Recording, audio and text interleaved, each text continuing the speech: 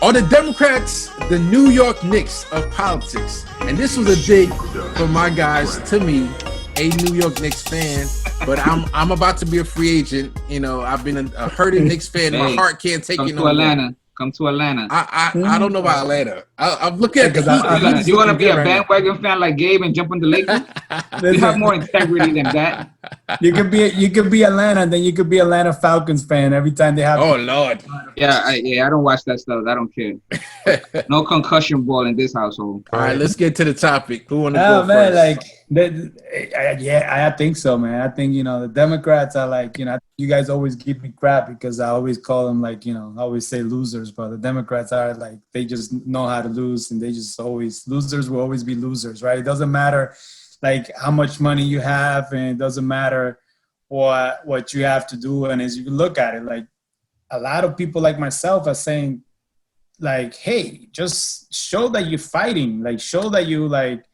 I know in the previous, previously we talked about Felipe talking about you may not want to support a party that's like doing all these crazy things, but dude, like I'm tired of supporting losers. I am tired of you don't support them anyways. Come on. Listen, that's not true because you can't say that because I voted for Hillary. Not like voting every single midterm and every general, and I have always voted Democrats. So you can't say. All right. So the thing is that I'm tired of supporting them. And as of right now, I don't want to support them because they don't fight for me. They don't fight for anything. Everything is like we want to work across the aisle. So they are the Knicks. They They have all the money in the world, and they just don't know how to spend it. And they just want to just cater to the fancy stuff. And like there's like the Knicks owner, he doesn't really care about their putting a good product there. He just taking people money and not doing anything for them. So Democrats don't care about his corporation. And until they show that they care for me, and I'm tired. I'm done. I wanna jump in after Gabe and say that they have a very real chance of winning the Senate for the first time in a really long time. So I'm gonna let Gabe jump in. And then Felipe, and then I'm gonna go to this article, and we're gonna go down the list of the 6 senators that might be able to beat the GOP. Go ahead, Gabe. One of the things that frustrates me most about the Knicks specifically is the repeated unforced errors. Where, for example, in the summer, I believe it was 2012, they had an awesome core. They had young talents at the wings, the small forward, the power forward. They had a squad. They were missing a center. They didn't have a solid center, but they had all the other positions locked down and looked poised for several years of contention. They had a free agent or coming up, Carmelo Anthony, that said he was very interested in going back to the Knicks or going back to his hometown team or whatever, the state where he played his college basketball. And he said, if you want to get me, you got to get me now. And in order to get this guy who was a free agent, they could have got him for free in the summer. They paid and traded the entire team away, picks, everything. And then we know what happened there. They got a couple playoff appearances, but they didn't really do anything about it. And then once it was done, and they even traded away future picks thereafter for play. They traded a first-round pick for Danilo Gallinari.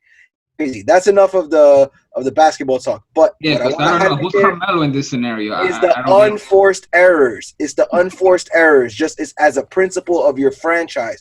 This offseason, they signed 27 power forwards instead of getting multiple positions. So the Democrats are exactly the same way.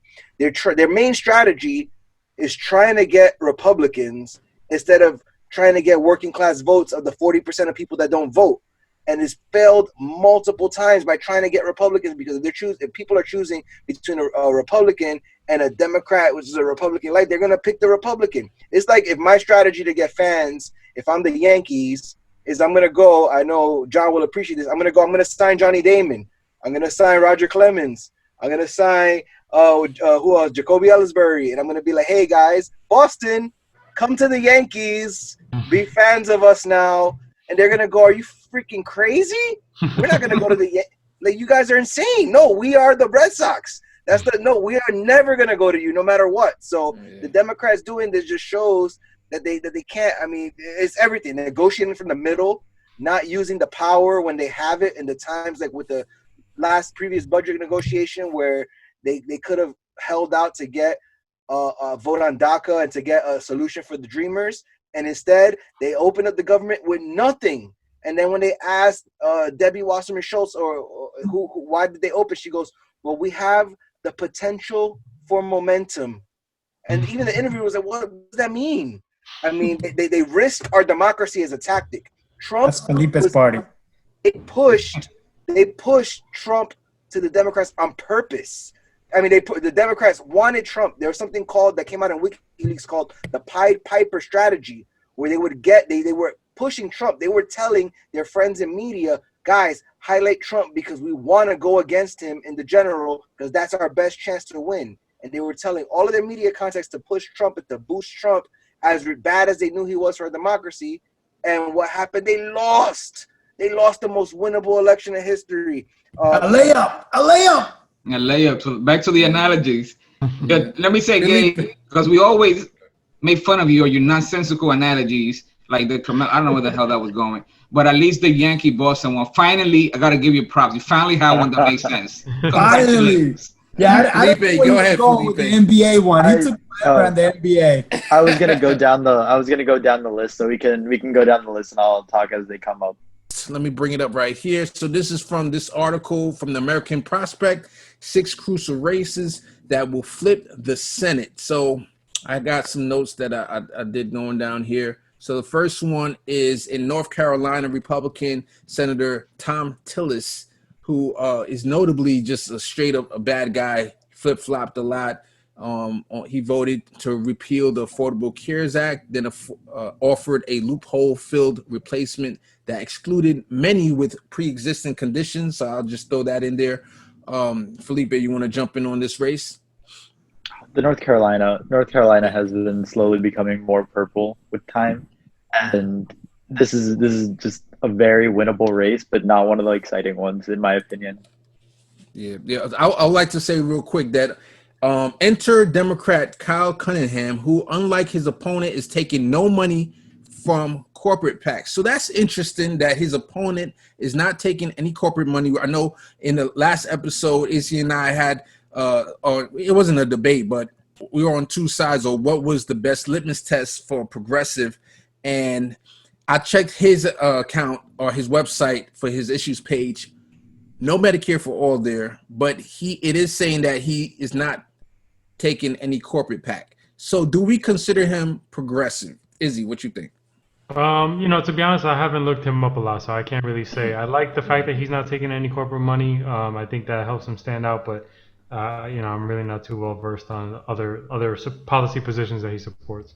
Mm-hmm. All right. Well, that's my litmus test for if he's a progressive. Personally, that's me, Case, talking. And I think we're going to find that as a common theme as we go along. So the next one, number 2, this is an exciting race that I think has some flair to it, and I'm going to mention shortly. Maine.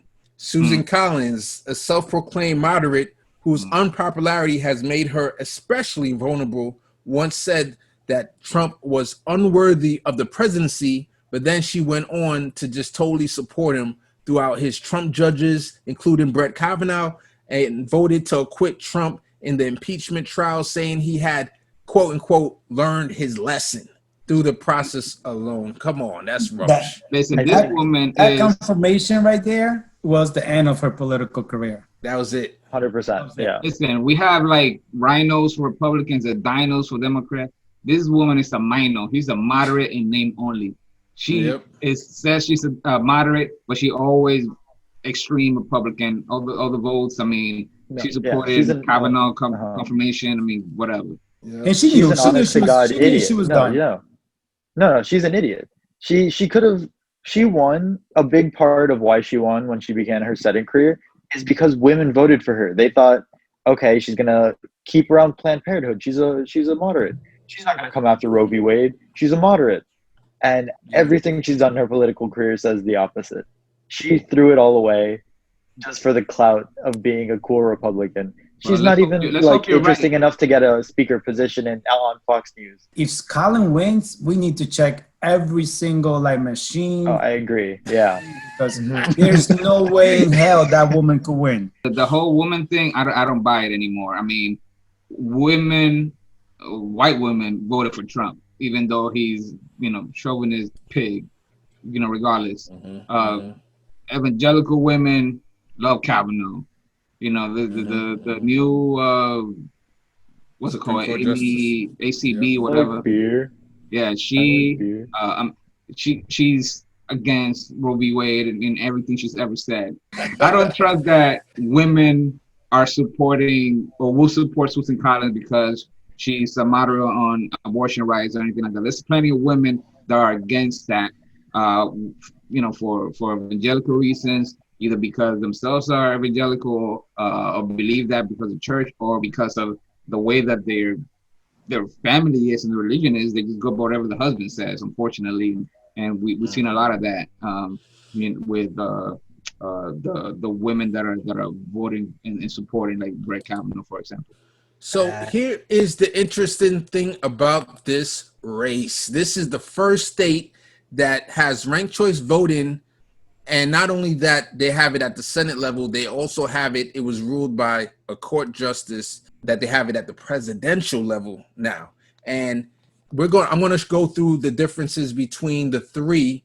Lisa Savage is the Green Party candidate who can potentially be the first Green senator. And Sarah, what's her name? Gideon, she's the Democrat, and then Susan Collins, right? So Medicare for all, Lisa, check. The other two, no. Green New Deal, Lisa, yes. The other two, no. Ending wars, Lisa, yes. The other two, no. Reproductive rights, Lisa Savage and Sarah Gideon is for that. Susan Collins, no. No CMP corridor. Now that's something specific to Maine. Is like a oil pipeline that's going through there. Lisa Savage is against it, and Sarah is a question mark because she didn't come out for it. Typical Democrat. Susan Collins, of course, she's against it. Tuition-free college, yes, just for Lisa Savage. Demilitarized police, yes, only for Lisa Savage. You know what we could do with that picture? We could put the Green Party, Joe Biden, and Trump, and then just all the checklists. I would love that, and I would love to have ranked choice voting on the presidential level. I mean, everyone who voter shames, and the next thing that comes out of their mouth should be, "We need ranked choice voting." You know, every time you voter shame Joe Stein. Go ahead, Felipe. I say that all the time. I unabashedly voter shame because Donald Trump is a straight up dictator, and this is not a question anymore. This isn't, oh, I'll just wait and see. This is, if Trump wins, the United States will no longer continue being the same United States. I will say that. But after every point that I say this is an election that we can't play around, I also say if there were ranked choice voting, that wouldn't matter. You can vote for absolutely whoever you want, because that solves every single issue. That allows there to be more than two parties, which is definitely why it's not going to happen for the next 10 years.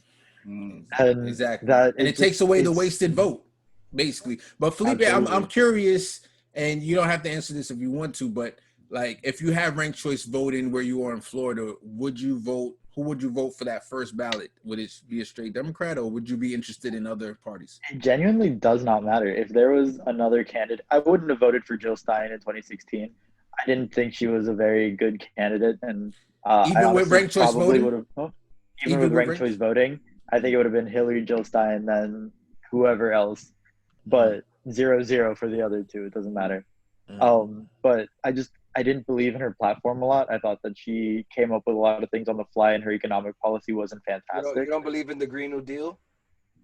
The Green New Deal has a lot of holes. I don't think the Green New Deal should include Medicare for all. I think they should be two separate policies.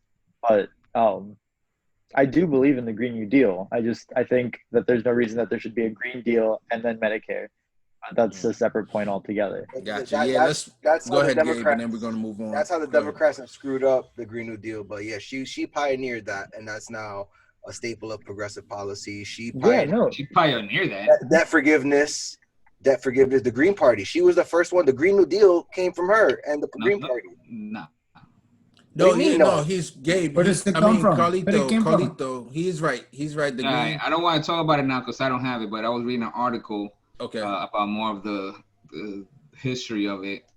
That might be a topic for next week. I don't have the facts right now in front of me, so I'll concede for now. But I will say, if there was ranked choice voting in Florida, absolutely. If it was like Bernie Sanders, Joe Biden, Donald Trump, 1, 2, 3, in that order. All right, we There's no got doubt 3 about more it. races to get to. I'm gonna keep it moving. The third one down in South Carolina. Let me bring up the article again. So in South Carolina, Lindsey Graham, this is the one that Felipe was talking about, is also vulnerable. And I believe Jamie Harrison, he's the one, the Democratic opponent. And I have something here highlighted. Graham once said that if the Republican nominated Trump, the party would get destroyed and deserve it. We should heed his words and help Jamie Harrison replace him in the Senate. So obviously this article is a Democratic person. But go ahead, Felipe. He's such a loser. Oh my God, Lindsey Graham is so pathetic. Yeah, It's kind of sad to see. He's got to wipe his chin before every photo op. Like, oh, Lord. it's so The sad. children. Now, Oh, come on, man, come on. But the thing about, let's talk about his opponent. So Jamie Harrison, he ran for DNC chair when Tom Perez ran, and I remember following that race with Nomiki Kantz. She used to be with TYT. She did great coverage, and it was an interesting race. One thing that he did that I thought was a stand-up thing to do was I can't think of his name, but there was a very young guy that ran. He was the super progressive in the race, and to be in one of the events, he needed one of the current people in the race to like sponsor him. And Jamie Harrison was the one that stepped up and did that. So I give him credit. I think he's a stand-up guy. I think he's probably like a Joe Biden. John is going to hate this, what I'm saying, because people being friends with each other and liking each other. I'm looking at the policy. He does not support Medicare for all. So I'm putting him in that Amy McGrath category, unfortunately. Yeah, but it goes back again. At this point, it's right. We always go back because it's the same choice that you have. Who do you vote for, the Republican or the Republican like? So yeah, we could get rid of Lindsey Graham. I take it. Okay. Hey, all right. Excuse me. You know what I mean? Like, I mean, with all these races and presidential races, it's all about building a bench. We got to get people more motivated to vote down ballot. So then the people that we do like could rise up and bubble up, and then we have a real choice when they get to a higher office. But the thing about the Lindsey Graham that we know that he's scared because he went on TV crying about how much money Jamie Harrison is raising right now. Yeah, so he's scared right now. It wasn't even true. Like he lied about it. He lied about how much money his opponent was raising. So. Yeah, but he lied because he wanted to fundraise himself. But he's showing he's afraid. He's using the threat of Jamie Harrison to fundraise himself. Yeah. Yeah, because they didn't think there was gonna be. They didn't think the race was gonna be even close. They think this was going to be like a Kentucky-like race. And after Ruth Bader Ginsburg died, the floods of money came in, and one of them was for Jamie Harrison. To your point, John, and to your point, Carlito, let's gameplay this out a little bit, right? So first of all, if we do get a Republican-like person, someone that does not, I'll say a moderate. I'll say he's a straight moderate. I won't even say he's Republican-like, that he's not for Medicare for all, but the good thing is he takes away strength from Mitch McConnell. Most likely he's going to get reelected. But if we can somehow get the Senate back, he would help play and be a vote for the Democrats. And then let's play this out. 4 years from now, we potentially could have a new president. And let's hope and pray that is a progressive who's trying to get Medicare for all through. I feel like when it's a 6-year term, so he'll have 2 years. He'll be probably getting ready for his re-election. And if we have enough, if progressive can build their strength within the next 4 years, and we can pressure Jamie Harrison to vote for Medicare for all bill, I would rather have him there than Lindsey McGrath. Yeah, correct. But he probably will not fall in that. We're talking about South Carolina, man. We're talking about a deep red state. Like they may but that may be a seat that's just going to be a one-turn seat. All right, we'll see, man. Because the momentum. Look at the momentum of Medicare for all, man. Yeah. By the time he's up for re-election, is going to be even more popular, and it's going to be a winning strategy for him to fall behind it. This guy, Jimmy Harrison, is dead even. The polls, Felipe, he's dead even. And I'm making a challenge. There's 1, 2, 3, 4, 5, 6 of us on this call. And anybody who watches this video, I'm making this challenge to you as well. I'm calling this the $100 challenge.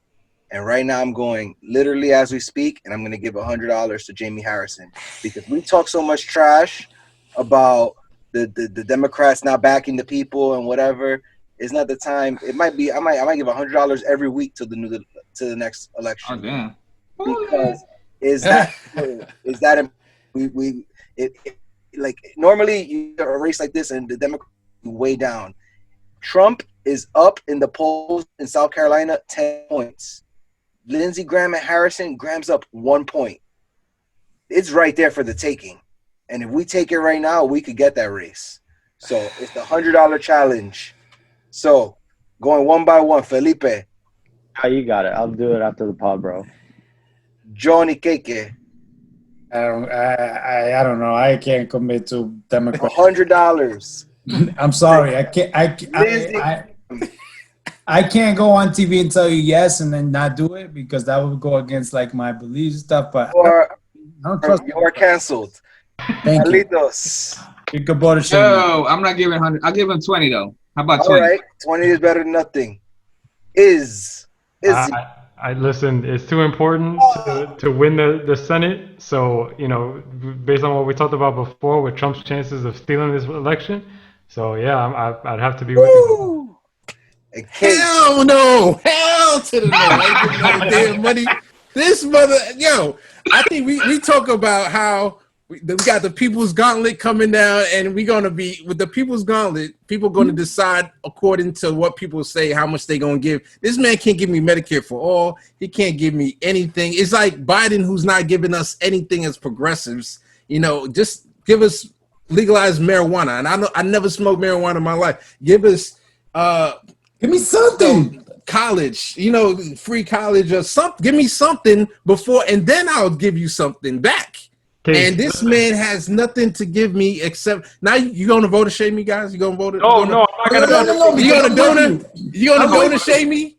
No, what I will say is that I'm dead serious when I say that winning the Senate in this election is the only thing that might save this democracy. Because when this goes to Congress, winning the Senate. If we had the majority in the Senate, none of the scenarios that I laid out before are really a worry for us. So how important is it to you? I mean, is it worth the democracy? This is what I'm gonna say because I before I had my outburst, I already decided because I went along with Carlito. I'm gonna give $10. I'm gonna give what he's worth to me. I'm gonna give what I feel he's worth right back. Give something to the people on the call. I don't want to donor shame you. If you can't give $100, give $1, give $5, give $10, give something. Because I know there's been plenty of candidates in the past that I've donated to, and there's been some that I didn't, and I wish I did. Charles Booker, I wish I would have given him $100, $200 back then. And in my regrets for those, I gave him money.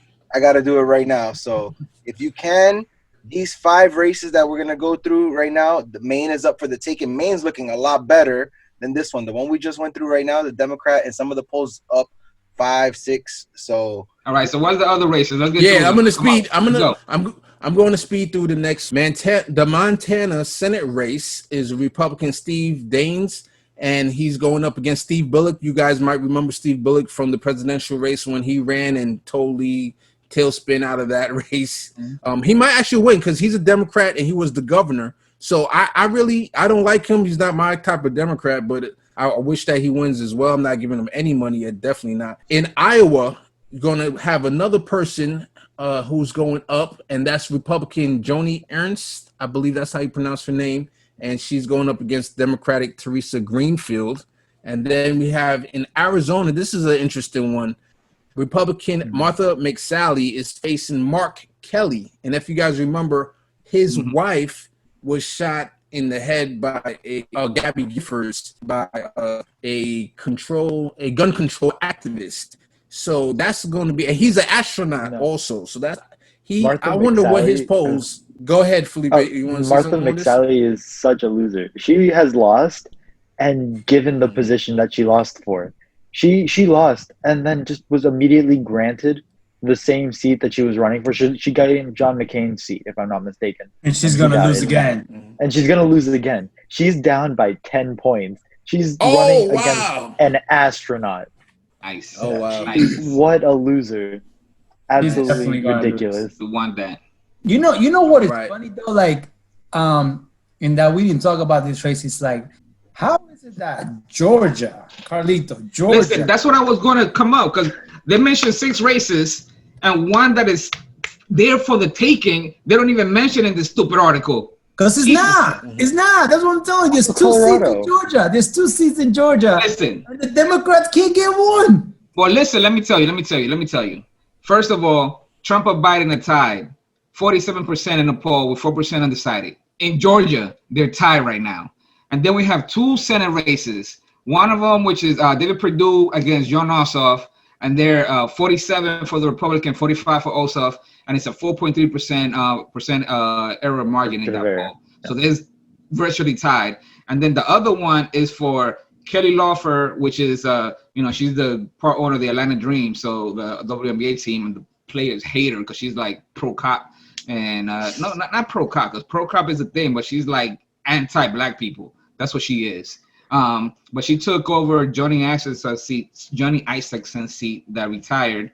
But she's in a contested race. This is another Republican. They're trying to out-racist each other right now. There's Doug Collins, Representative Doug Collins. They both have, she has 20%, Collins has 20%, Loeffler has 24%, and then there's a Democrat, Raphael Warnock, that has 20%. So that's 2024 is right there for the taking. There's other people that are running, other Democrats that are running, and this is the perfect chance for the Democrats to pull, the same kind of crap that they pull against progressive to kind of just consolidate the vote. Because while the 2 Republicans could split the vote, the Democrats could consolidate because we have Matt Lieberman. He's the son of Joe Lieberman of Connecticut, that jerk piece of crap. So he's over here with 11% support that he just draining away, plus some other people that are there. So there's 2 races in the Senate that are there for the taking, and the presidential race is a virtual tie.